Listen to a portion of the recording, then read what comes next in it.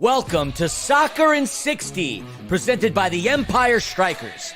Get ready for your weekly look at all the pro soccer teams in Greater Los Angeles. We've got all the news and analysis you need, from LAFC and the LA Galaxy to the Empire Strykers, Angel City FC, and Orange County Soccer Club. Now, buckle up and enjoy Soccer in 60. Hey, all right, we are locked in today. It's a big show today on Soccer in 60. LAFC had their U.S. Open Cup final last night, and Angel City was in action against the pain in the side Thorns from Portland over the weekend. LA Galaxy were in excellent form. We've got a great interview with Stefan Mijatovic coming on as Philly caught up with them earlier today. And Orange County is back in the win column after two big results over the past 5 days. With me today is one half of the Angel City Chicks, Nina Keeper. Nina, how we doing today? What's up, Tim? So excited to be here. Thank you to everyone who's joining us live on 1490 AM or 98.1 FM in much of the Inland Empire. That's right. We are on the KMET app, KMET1490.com, and of course, Empire Strykers Instagram and YouTube on demand on all major podcast platforms. Just make sure you search Soccer in 60. We got a packed show for you tonight, as Tim was saying. Lots of footy going on in LA lately. Yeah, it's been a heck of a last week since we last chatted with you all. You know what? Let's pile right in. Nina, why don't you go ahead, since you are filling in for Philly, why don't you fill in and fill us in on what happened with LAFC over the past 10 days? LAFC have been very busy. They unfortunately lost to Dallas on Saturday, September 21st, a 3-1 loss in their final match before the Open Cup final, which we will get to in just a minute. But LAFC going into this game against Dallas had 7 changes to their starting 11 from the prior match, clearly resting players. But in that choice, then in the subsequent loss, they actually ended up losing that opportunity to clinch their playoff spot. So let's talk about these goals. Peter Musa scored for FC Dallas in the first half. Patrickson Delgado and Logan Farrington scored back-to-back goals to go up 3-0 for FC Dallas. Fortunately, LAFC have Edward Atuesta to thank for the lone goal of the night. He scored in the 87th minute. And with that goal, LAFC ended up still losing, but it's the 40th game of the year in all competitions. This is the 3rd consecutive year in which the club has played 40 or more games. Absolutely insane schedule. And what are we doing to these teams that are showing that they can show up and be good? And now, unfortunately, they're having to play twice as many games as everyone else, and they're resting full starting lineups. It made a rough game for them, and they weren't able to clinch their playoff spot. But the most important game, the game of the week, I want to talk Open Cup. So let's get after it, Nina. Exciting matchup. Just last night, LAFC hosted Sporting KC in the U.S. Open Cup final. It was terrific, amazing atmosphere, and exactly what you want for a final, except for on a Wednesday night, because then we all have to get up and go to work the next day. But well, you're a trooper, Nina. I know that you did well on it. So let's talk about it. 120 minutes of soccer. LAFC claimed the title of U.S. Open Cup champions with a 3-1 win over Sporting Kansas City. We were 1-1 at the end of regulation, and LAFC were able to put away 2 goals during extra time to earn that win. Let's break down those goals. The first goal of the night came from Olivier Giroud, who received a cross on the ground from Bogusz at the top of the six and was able to slot it past KC's defense and keeper. The second half started with LAFC up 1-0, and in the 60th minute, Eric Tommy scores what would end up being the only goal for Sporting with this beautiful just one-touch shot. It's something that skills challenges are made for, and he did it with expertise and such a beauty. Fortunately for LAFC, they were able to put it away once extra time started. The 102nd minute of the game, Omar Campos was able to get BMO on their feet. Campos dribbles towards goal at an angle. 1 defender behind him, 3 in front of him. He's able to shift the ball to his right foot, takes a step, fires a shot from the top of the 18. That would be the game winner. And like I said, clinical beauty from Omar Campos. Everyone was on their feet. Everyone was screaming and chanting. And then, if that wasn't enough, in the 109th minute, Kai Kamara, apparently he can fly. Kai Kamara flies through the air, meeting across from Bouanga, and hits the header to seal the deal. LAFC are Open Cup champions, but I feel like the real tearjerker of the night wasn't the goals, wasn't anything like that. If you are an LAFC fan and you've been around for any period of time, there's a name you know well. That is Carlos Vela. Now, Carlos Vela has recently signed back with LAFC, but he was not on the roster for last night, and he, of course, didn't play in any games coming up to the Open Cup. Ilie Sanchez, our captain for LAFC, in a moment of class, he has Carlos, who's on site for the game to support his team with his wife and his kids. Ilie grabs Carlos, who's wearing his jersey and just some black pants, brings him up onto the stage with the rest of the team. He receives a medal with everyone. And then when they're getting ready to be presented with the trophy, Ilie goes into the middle of all the FC players, grabs Carlos, pulls him back out, and he has Carlos help him deliver the trophy to the team. The cup came, the teams all celebrated. It was this exciting moment, and to have that reverence and respect for Carlos Vela, who the stadium loved seeing, by the way, was just absolutely incredible. It made my night. Yeah, those are the types of things why you got to love this sport. You got to love a team atmosphere where, you know, you got 18, 19, 20 guys on the roster, and then you bring out a legend in LAFC history, right? He's the very first player ever signed to LAFC. He leads in goals, minutes played, matches played. I mean, you look at a record book for LAFC and he's it. And for Ilie Sanchez to bring him out like that was truly something to behold. It was incredible. And I credit the team for putting that together, because that's not something that is probably, I mean, Ilie is probably thinking about that for the past 5 days once they knew that Carlos was going to rejoin the team. It's an amazing thing, and it does bring a tear to your eye. Absolutely. But that's not all that LAFC have going. 2 games in the last week, 2 games coming up next week. You know, we got a cup now. We've got a lot of momentum. Will they be able to finally clinch that playoff spot? Let's get into it. LAFC currently sits 4th place in the Western Conference with 5 regular season games remaining. 2 of them this week. They're going to be away at Cincinnati on Saturday, then home on Wednesday, October 2nd against St. Louis. LAFC will end up clinching playoff berth in the MLS Cup playoffs with a win or draw at Cincinnati, or if FC Dallas lose or draw against Orlando. Now, I'm a fan of putting everything into our own hands. We only need a win or a draw. Tim, I feel like this is doable for us. I believe so too. Now, if you look at the way FC Cincinnati has been playing, they've just been, I mean, they are the class of the league next to Miami in the Eastern Conference. I mean, they have been playing lights out footy. They're really good at home. And I think that if LAFC can go in and build on that momentum that they've built this last night, go into Cincinnati, I think that they can pull this out and get a result and earn that playoff spot. Yeah, you're not wrong. When we look at the season lineup with FC Cincinnati versus LAFC, Cincinnati are well above and beyond ahead. But when we look at prior matchups, they have played each other twice, and LAFC have won both of those games. They beat Cincinnati 2-1 just last year, April of 2022. And then in 2019, once again, 2-0. So LAFC scoring 2 goals each time they've seen Cincinnati, but it's a new team. When we look at standings as it pertains to the Supporters Shield, Cincinnati have played 30 games and they currently sit in 3rd place. LAFC have played 29 games and currently sit in 7th place for the Supporters Shield. Now, that's not how we actually rank West and East, but that gives you a good picture of what we're looking at here. And both teams have incredible goal differentials, 13 and 12 for their goals scored. Cincinnati have scored 8 goals in their last 5 matches. This is pretty incredible, and it's going to take a lot. But, you know, LAFC have scored 7 goals in their last 5 matches. And like I said, they have won their previous 2 matches against Cincinnati. So will they be able to pull off at least a tie?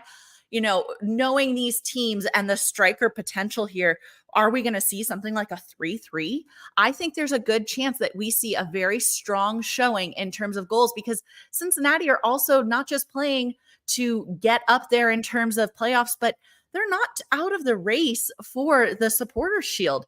Inter Miami have 64 points. Cincinnati sit with 56. So they have to win out if they want the Shield. So it really just comes down to drive. How much do they want it? How much do we want it?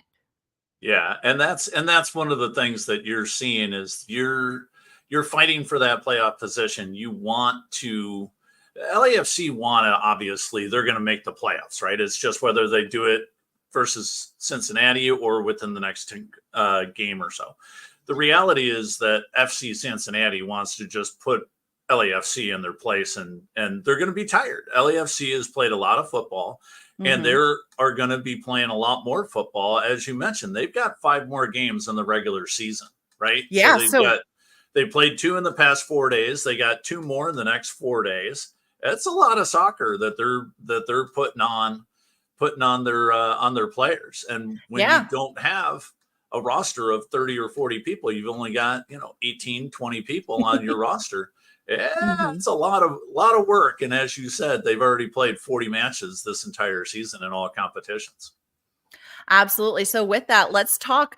They're going to Cincinnati on Saturday. They're coming back and playing at home on Wednesday. Lots of travel. Let's talk about St. Louis, because in that head-to-head for next Wednesday, LAFC have won 2 and they've had 1 draw.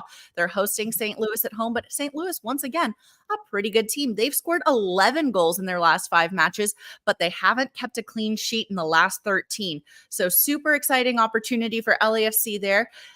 St. Louis sitting in 13th place. They've only won 6 games. So great opportunity for LAFC to be able to rack up points, get that goal differential higher, and get some clean sheets in it. When it comes to St. Louis, though, I want to talk about some key players. So a lot of their goals coming also from set pieces. 10 of their 43 goals from set pieces, which is actually pretty high for teams. And the thing about St. Louis is there isn't just one player to watch. We've got several. Unfortunately, their entire midfield and their front line really come together. So it's not like you can just mark one player like we can do with Cincinnati. We're going to have to make sure that they are marking and playing in their positions and taking control of this game early on to get that win. Yeah, LAFC is going to have to come out with their foot on the throttle right away, because FC Cincinnati is going to be a lot more rested than they are. So like you mentioned, it could be a very high scoring game, and it'll definitely be a fun watch to see LAFC and FC Cincinnati get after it this weekend. Absolutely. But that's not the only fun thing that happened in LA this week. Let's head down to Galaxy. Tim, talk to us. What happened? So Galaxy, it's fantastic. It was, you've got fantastic midfielders with Marco Reus and Ricky Puig, and this time they were taken on, along with the rest of the LA Galaxy, where they were taking on the Vancouver Whitecaps. And we've talked about this all season. Vancouver is great on the road, the best in the West, right? On the road. However, the Galaxy are unbeatable at home. In 15 matches, they had only lost 1 game all season long. And, Royce and Puig are on the pitch together surrounding Cirillo. And as the G's go with the 4-3-3 lineup against Vancouver, Vancouver comes out, and look, I get trying to be creative. I get trying to shut down the midfield of the best team in the Western Conference. But seriously, this oddly shaped 3-5-2 setup, man, if there was anything else that would be a hand-wrapped gift basket to Gabriel Peck, this is it. Because after just a few chances in the first half hour, 32nd minute, Dejan Jovalic takes a really nice through ball, and it's well defended by the Caps' Ranko Veselinovic. He knocks it away, but who's right there on the right wing? Right into the wheelhouse of an oncoming Gabriel Peck, and he slots his left footer through 3 defenders, including goalkeeper Yohei Takaoka, Sorry about that, Yohei. I'll get you right the next time I talk to you because you're going to get beat again a little later on in the game. LA Galaxy take a 1-0 lead, and they continue to dominate this game, and it's 1-0 at rolling into halftime. And then just a few minutes after halftime, they come back out. Coach Vanny has talked to these guys, and again, time and time and time again, the Galaxy just destroy teams in the second half. Nobody is even close in second half goals. And if you watch the second half, they do it again. Their second goal it's a thing of beauty to watch. It's Peck to Pooch, back to Petch to Joveljic for a well-earned goal just 4 minutes into the second half. And we talk about this, especially with Orange County, and I just mentioned a second ago, but this 5 midfielder setup for the Whitecaps, it just doesn't make sense because Peck is just killing them all night long. And after a Whitecaps goal in the 62nd minute to kind of make it a little bit of a game for a couple of seconds, Peck restores the 2-goal lead as there's no one within 20 yards of him as he heads down the right-hand side of the Caps defense because the G's keep pushing it wide. There's nobody home along that right-hand side around the byline. And Paintsill is patiently waiting on the left-hand side of the box as Peck comes in, and he floats a beauty of a cross. And again, you look at Paintsill and he's standing there. He's taking tickets because, nobody wants to come to his show. And he just buries the third goal of the game for the Galaxy. It's fantastic. The decimation becomes complete once again as the Galaxy have a 4-on-2 break. And it's like stealing a baby's lollipop in this one, as Peck has 3 teammates to pick from. Peck picks Pooch, and Pooch puts the game away as Takaoka doesn't move as his shot hits nothing but the net. And it's the 4th and just a couple of minutes into stoppage time. The final is 4-2 because the Caps get one back with, there's like 80 minutes of stoppage time in this game. Well, not really. It's only about 8. But it's 4-2, but without the efforts of Takaoka, the Galaxy could have had, 5 or 6 goals on this. Nina, I can't get it. What's the idea behind having 5 midfielders if they're not going to even try and slow down the forwards or the other midfielders of the Galaxy? Yeah, you bring up a good point. And one of the other things I noticed in this game was a lot of the goals were inside the 6-yard box. So you're clearly just letting them get behind you if you're able to put so many players and bodies in there. I think I counted at least half of the goals came from inside the 6. Yeah. And we talked about this. We've mentioned it with Orange County, and Orange County was just getting baked. And we'll get into Orange County's victory last night, but they were doing the exact same thing last night to Phoenix that the Galaxy were doing to Vancouver. They were just getting behind that defense, and Vancouver was just, they weren't giving up, but they weren't tracking back as quickly. Probably a lot because of Peck is just, unreasonably fast against the rest of these guys on Vancouver's defense. But Peck just decimated these guys. It was really, really a thing to watch. And the rest of the league took notice because he was named player of the match day for the entire MLS this past weekend. It was really fun to watch him do that. Yeah, well-deserved honor for him for sure. And, as most teams are looking to see if they're going to clinch a playoff spot, LA Galaxy are in. The G's are in, and they're actually working to now clinch home field advantage in round 1.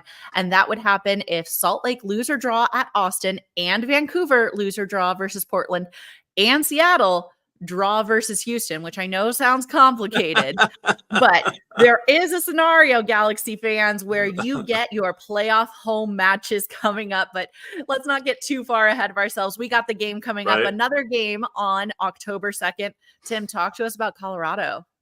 Yeah, they do play Colorado, and they play in Commerce City, which is actually closer to the Denver airport than Denver actually is. So put that one in your feather in your cap and have a toke on it. The Colorado, as of today, they're on a total heater. They've got 4 wins in their last 5 games, and they're climbing up into the Western Conference ladder. They sit 3rd in the conference, and they are locked into a playoff spot.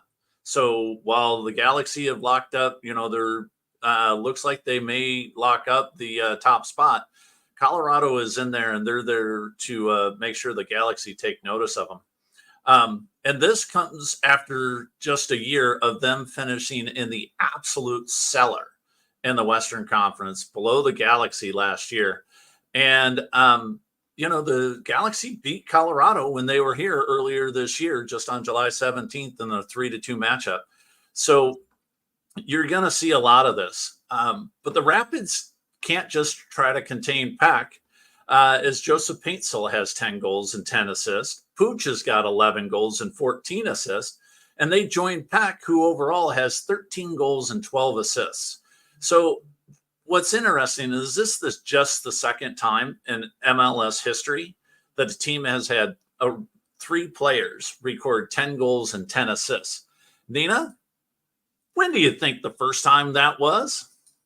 Oh, man. Is this going to be back with like Keane, Donovan, and Beckham? It's close. We've got the 1998 model year of the LA Galaxy with Mauricio Cienfuegos, Kobe Jones, and Welton lit the lamp for 49 goals and 40 assists between them. Just incredible. So good luck, Colorado. Good luck. Well, kind of sort of bad luck for you, really. Yeah, it's going to be fun. So good luck to the Galaxy this weekend as they make that travel trip. And it'll be a fun watch. It'll be a really, really fun. So absolutely. Definitely exciting to see. They're setting records. They're doing great things. You have to just be a footy fan in this. It's a great team to be watching. They're doing incredible things on the pitch. I am baffled every time I see just the chemistry that is going on there. I think they have a shot at winning the Shield. I would love to see them take it from Miami. Yeah, I think they could. If Miami continues to falter a little bit, I could see them at least getting very, very close. With only 3 games left, it'll be a tough one, but they could be very, very close. So, and with that, let's move on to the Empire Strykers segment of the show. And this segment of Soccer in 60 is brought to you by National Core, one of the nation's largest nonprofit affordable housing developers, and a proud sponsor of your MASL team, the Empire Strykers.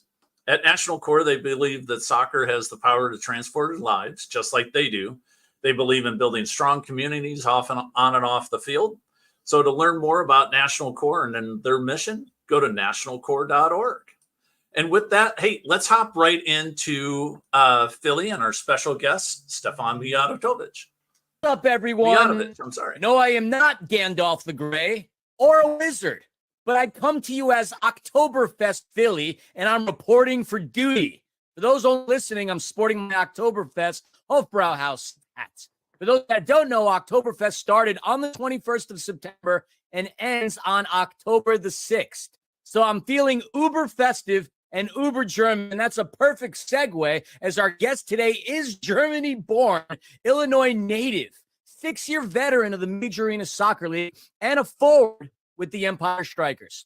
Having completed a loan with the Tacoma Stars back in April, he is set to return to Southern California to represent the red, white, and blue of the United States in Sunday's indoor rivalry clash with Mexico in Ontario, California. Coming off of a breakout MASL season between his time with the Strykers and the Stars, he topped Empire's roster in assists while placing 3rd in goals, points, and points per game average.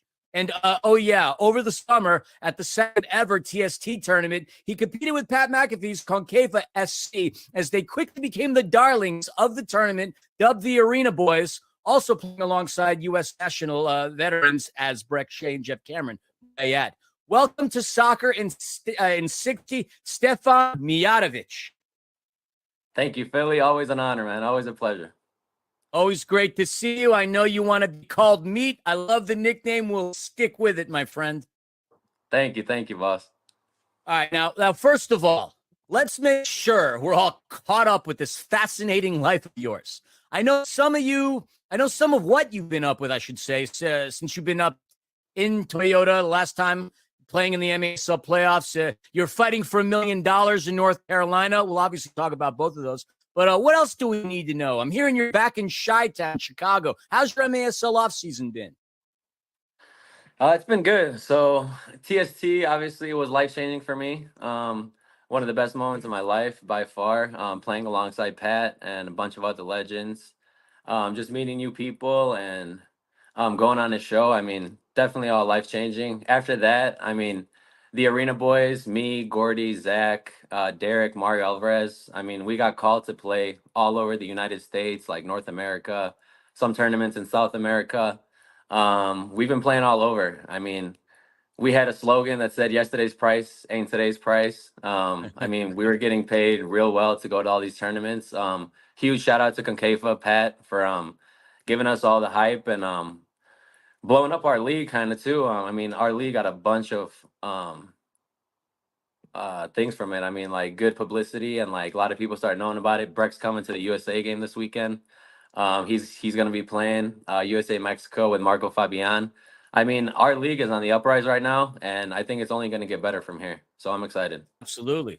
I mean, you're sporting a little bit of that bling around your neck as a result of TST. So good on you, my friend. Oh, Pat pays good, man. Pat pays well, so had to treat myself after the tournament for sure. Tell him I'm available. Tell him about your good old buddy Philly. Oh, the amount of inboxes I'm getting. The amount of inboxes. I bet everybody's hitting you up, man.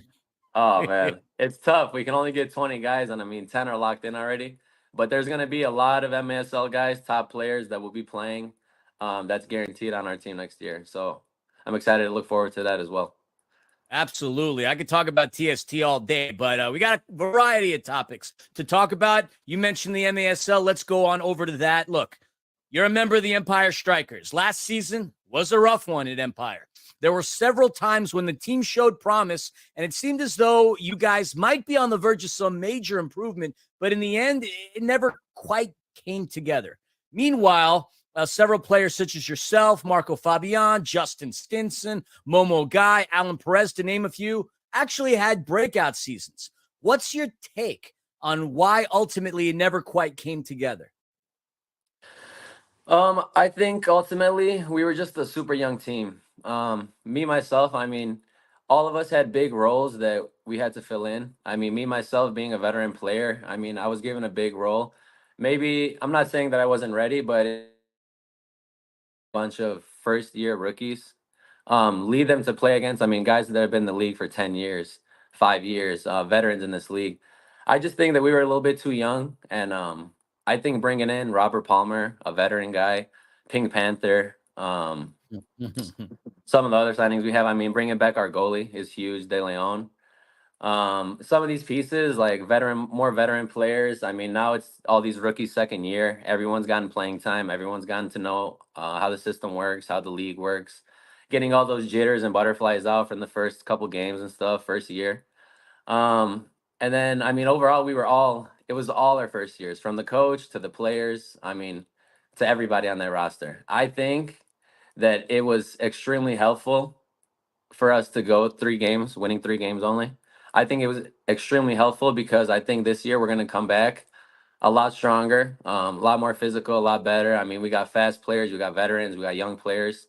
I think this year is our year, and it's going to be Paul's second year coaching.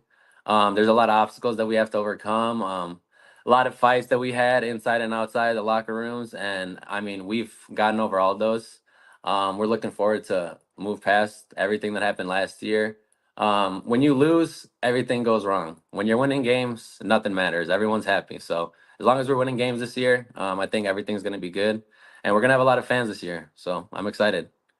As are we. I can't wait just to get to the Sunday game, but we'll talk about that in just a second. Look, once the Strykers were out of the playoff hunt, you went on loan to a playoff team in that of the Tacoma Stars alongside a fellow teammate and attacker, Justin Stinson. The two of you made quite the impact in the Pacific Northwest, playing a major part during the remainder of the regular season. First round of the postseason, you won your home game against the eventual champions, the Chihuahua Savage, before falling down in Mexico. Corner Sport, not an easy place.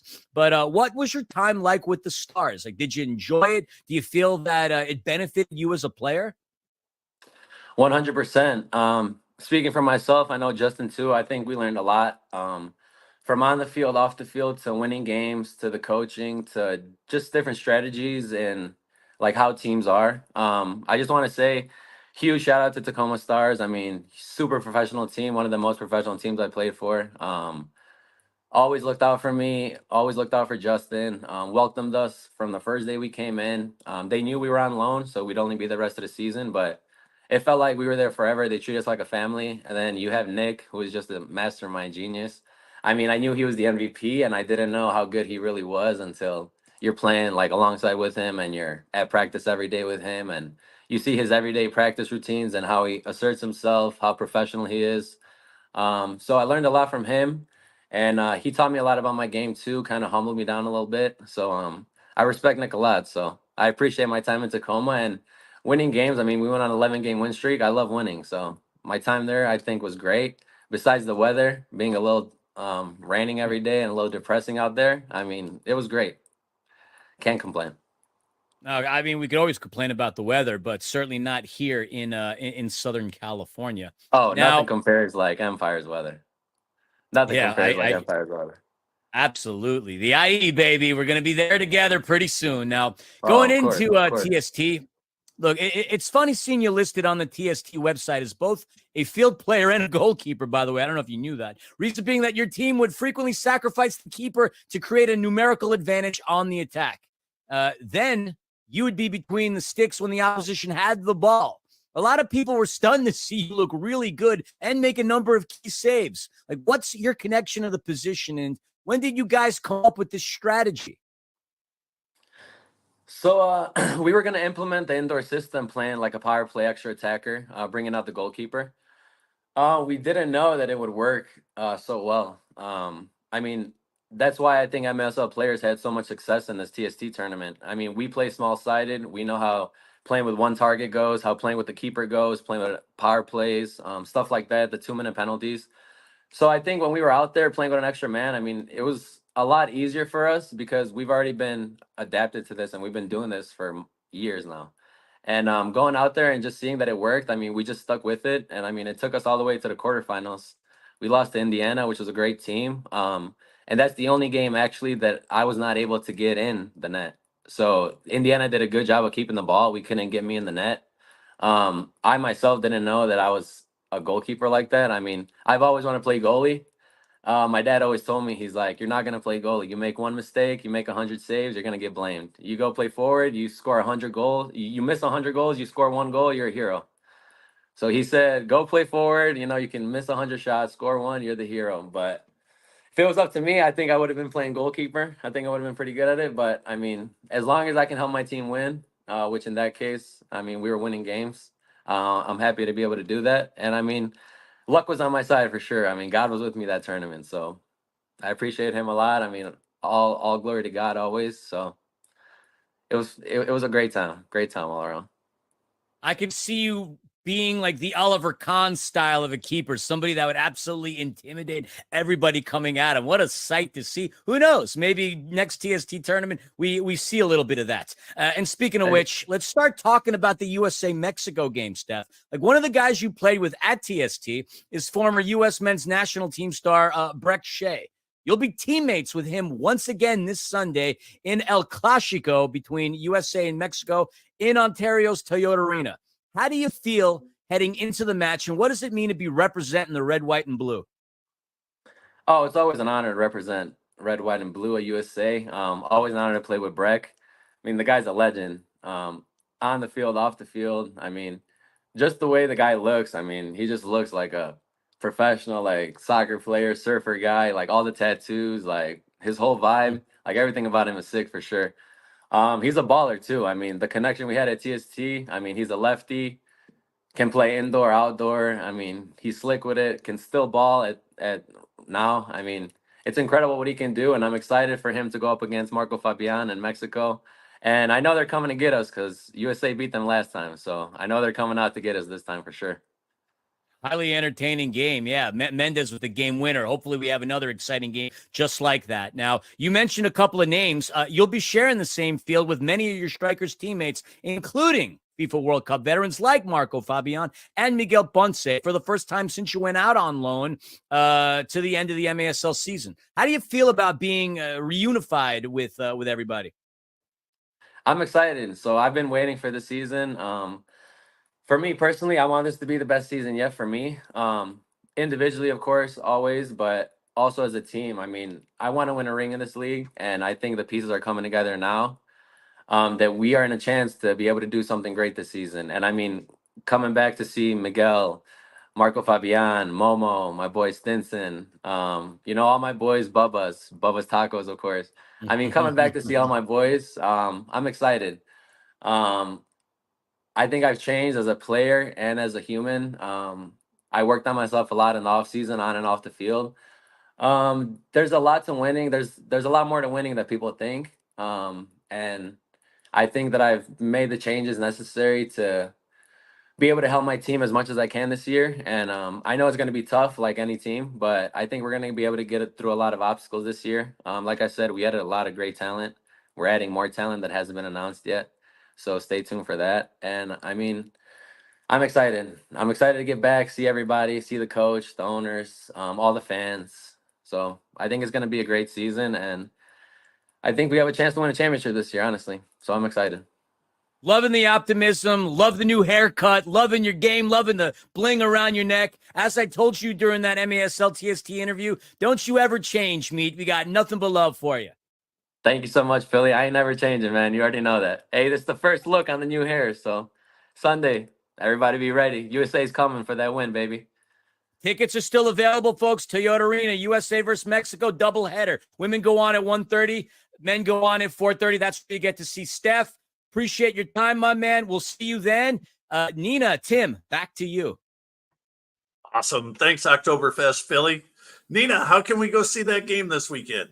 I mean, there's not much you can do in LA for only $20, but tickets for this matchup start at just $20. Like he said, Toyota Arena, 1:30 p.m. kick for the women, 4:30 p.m. kick for the men. Ticketmaster, super simple. Go get your tickets. See us there. We're going to be hanging out. Philly's going to be there. Panda's going to be there. It's the place to be this weekend. And, talking about hair, I cannot wait to see Brek Shea. He does have cute hair, doesn't he? He has always been known to do some crazy things with the scissors. So let's see it. I cannot wait. Fabián, Ponce, Shea, Sarvis, Lauren Sesselman, Olympic bronze medalist. Super exciting. It's going to be a clash of the Titans, both the women's games and the men's game. I'm super excited. Yeah, I'm super excited for it too. I'll be there hanging out. I'll be up in the stands with everybody else cheering and screaming, and we're going to be chanting USA. No offense, Marco and Miguel, but USA. I don't know. USA, I might USA. have to go. I might go Mexico. That'll be all right. Yeah, I think they've got some grudge matches for the men's, and then the women's last year, they killed it. So yeah, I think it's going to be an exciting matchup. And if you go USA, I'll go Mexico. Let's call it a bet right now. Sounds good. The other one has to go green hair for next week's. Just kidding. I mean, I would do it. Perfect. Well, with that, hey, let's hop over to Angel City. What's going on with the ladies in pink? Yeah, Angel City, they've been in a bit of a rough patch, but they were able to tie against Portland Thorns 2-2 at home Monday night. Alyssa Thompson and Claire Emsley each scored for Angel City FC, and Morgan Weaver and midfielder Olivia Moultrie scored for the Thorns. Let's break down those goals. Angel City opened scoring in the 10th minute. Midfielder Maggie Doherty Howard, who you all remember from the episode last week. Panda had a fantastic interview with Maggie. She played a short diagonal ball to forward Alyssa Thompson on the wing. Alyssa sprinted forward into the penalty area, spun her defender around, and took an angled shot. The ball hit inside of the near post and ricocheted into the back of the net to bring the score 1-0. And let's talk about the skill and control needed to hit that post. Alyssa is clinical with her touch, but not only that, she scores most of her goals in the first 20 minutes of the game. You have to wake up when it comes to playing Alyssa. You can't sleep on her. She's going to come out fiery. The Thorns were able to equalize early in the second half. In the 49th minute, forward Christine Sinclair slipped a through ball into the box to Mueller, who sent a lateral pass over to Weaver for a one-time finish. Just a fantastic timed run, avoiding the offside position. And in the 64th minute, Portland took the lead. Defender Kelly Hubley played across into the 18 where Moultrie was lurking. She settled that ball and sent it into the back of the net with a right-footed shot. And I want to take a pause here to talk about Olivia Moultrie. For those who don't know, Olivia committed to the Tar Heels on a full ride for college at age 11, but she ended up giving up her college eligibility when she signed with the Thorns and Nike back in 2019.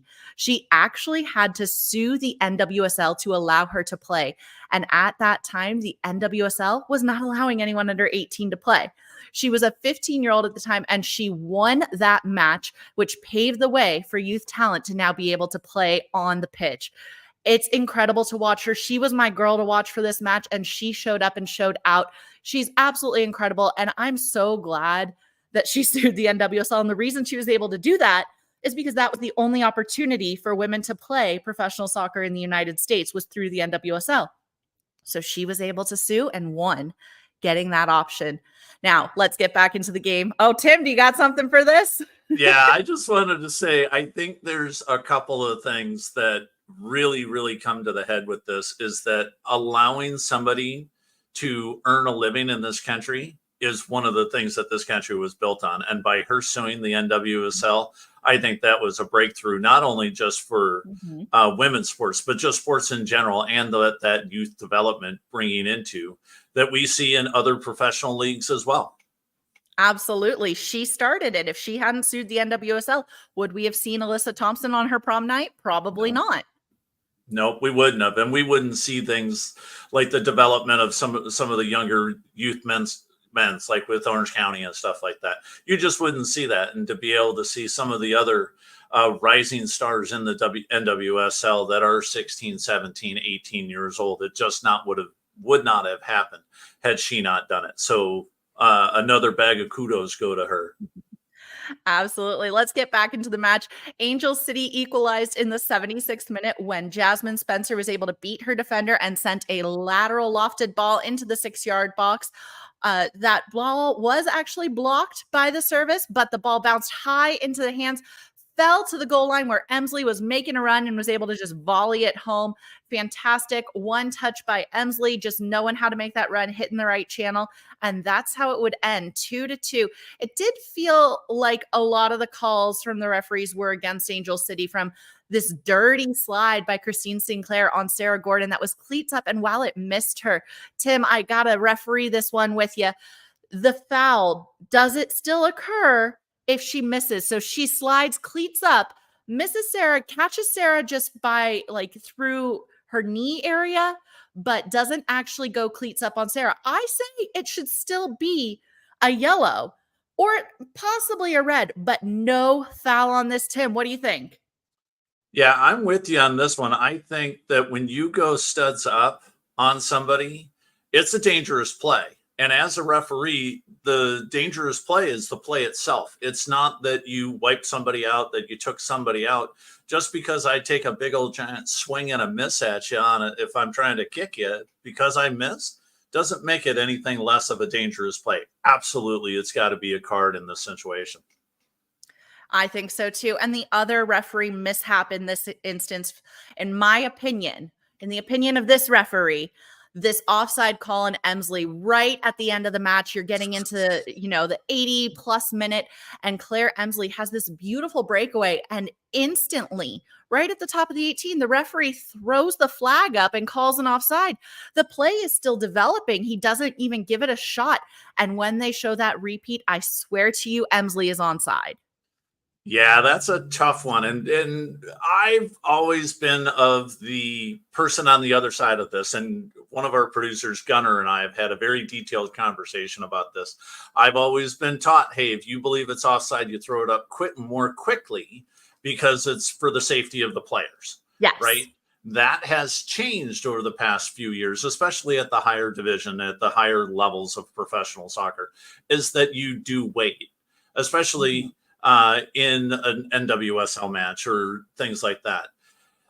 It's tough though, because as of right now, NWSL, do we have instant replay? Do we have that? Yeah, we Those. absolutely have VAR. And, So they should be that's holding the flag. They're not allowing what could have been a game-winning situation to develop. right. It's just absolutely ridiculous to me that this is allowed to continue and that there aren't higher repercussions for some of these referees. We're not allowed to question them because you're going to be fined if you're the head coach. So you can't even ask, what do you think of this? So needless to say, I think a lot of us were not too thrilled with how the refereeing played out in the Angel City match, but we got to shake it off. We got another game coming. Angel City are home again this Friday against Washington Spirit, and Washington Spirit have been on fire. They are sitting in second place. Angel City outside of the playoff line, sitting down there in 10th place. But oh my goodness, Washington Spirit with a plus 18 goal differential compared to Angel City's negative 10. Now, Angel City have been on a run lately. They scored 9 goals in the last 5 matches, but Spirit have scored 10. And Angel City, unfortunately, not able to keep a clean sheet in the last 6 matches. So they've got some room to grow here. We're going to have to watch Trinity Rodman is what it comes down to. She's ranked number 1 in big chances created this competition. And not only that, but Washington Spirit have been awarded the most penalties this season with 5. When we look at the head-to-head, Angel City have won 2, Washington Spirit have won 3. The last time we met them was this year. Washington Spirit 4 goals to Angel City's 2. Now, I don't think we're going to see that high of a goal-scoring game this time around. I'm thinking more like a 2-1, but it's going to be tough because Angel City needs points. They got to get above that playoff line, and they are not moving far. Right. And they have to, and they're going to have to take a lot of chances in this game. Right. So you're going to see some higher press from Angel City. You're going to see some longer through balls. You're going to see defense pushing up to try and get a couple of goals, especially if the Spirit catch a goal early. Then it's really going to put the pressure on Angel City to really come back in that game. And that could lead to a few breakaways for the Spirit. Absolutely. Now, I don't want to worry too much about set pieces because most of theirs, I think, are coming from penalties. Only 6 goals from set pieces for Washington Spirit. Most of theirs are in the open run of play. So opportunities here, away, they're not doing as hot. They've lost 3 away. So hopefully Angel City are able to pull this out and gain a few points on the table. They need to move. We need to move away from Hatch and Rodman. We got to be able to find some points. Right. Yeah. They're running out of games. They're going to have to, really get after it and really come hard at the Spirit. And I think if they can catch them early, put the Spirit on their heels, I think it will be a much better opportunity for the Angel City to catch a result and hopefully earn the full 3 points. Absolutely. All right, Tim, you want to talk to us about Orange County Soccer Club? Yeah, we've Orange County they've made the Danny Stone experiment is alive and well as Orange County is. They've taken on, since Danny Stone has become the interim coach, they've really taken it to a couple of teams. The last 3 games have all come with results, which is very, very big. They're desperate to stay in the playoff hunt, and they traveled up to Monterey Bay FC last week, over the weekend. And this is a Monterey team that they went through a stretch where they hadn't scored goals in their last 4 matches when they took on Orange County. And this would stay the same way. Their leading scorer, Tristan Traeger, was not part of the lineup. He wasn't even available for the game. And the County boys start with Thomas Among and Cameron Dunbar, with Bryce Jameson flanking them on the left and right midfield, respectively. And this was one of the things that you've started to see with Orange County over the past few games, and especially last night, too. Colin Shuttler made 7 saves in this Monterey Bay game. The first one coming just 20 seconds into the game. The second one just coming 43 seconds into the game. And the difference between these 2 shots and the other shots that he had been seeing over the last 6-7 matches were that they were in front of him. The shot was being challenged, and while they were on target and Colin had to make some saves, they were straightforward saves. It wasn't the full spread diving saves that he's had to make 4 and 5 times a game. These were right on target. They were right at him. So while not easy, they were much, much easier to save than what he has been having to deal with lately. He's been out there every night. He had to fight off an injury over the summer, so we saw some of the backup goalkeepers. But now that he is fit and in form, he's just knocking these guys out. So the Monterey Bay game ends up as a 0-0 draw, which is great because the Orange County boys played a really solid defensive game. Same thing for last night. If you were at the game, I was, and I got to sit up high in the press box, which is one of the best seats in the house, actually. What you got to see is they came out in a 3-4-3 setup. And what they got was very, very strong midfield play. And if you remember and you follow the USL Championship at all, you will remember that Coach Danny Stone of Orange County used to be the coach of Phoenix Rising. And they did wholesale changes in June. They changed most of the coaching staff, and they even changed some of the general manager positions too. So coming into this game, Coach Stone had an eye to take it to Phoenix, and this is exactly what happened. The Orange County boys are really fighting hard, and they get a set piece early just as there's a foul just outside the 18. And Seth Kasipley places a brilliant cross on top of the 6-yard box, which is met by a high-flying Ethan Zubak, and it's under the bar and into the net, and we are 7 minutes into this game. So as you're looking at this game, you're putting it to a Phoenix club that is right ahead of Orange County in the playoff standings. They're fighting for it as well. And there's a second goal right after a brief scuffle about midfield, which could have resulted in a few more yellow cards or perhaps even a red if you want to put our referee hat back on for a second. But what there was is the best revenge.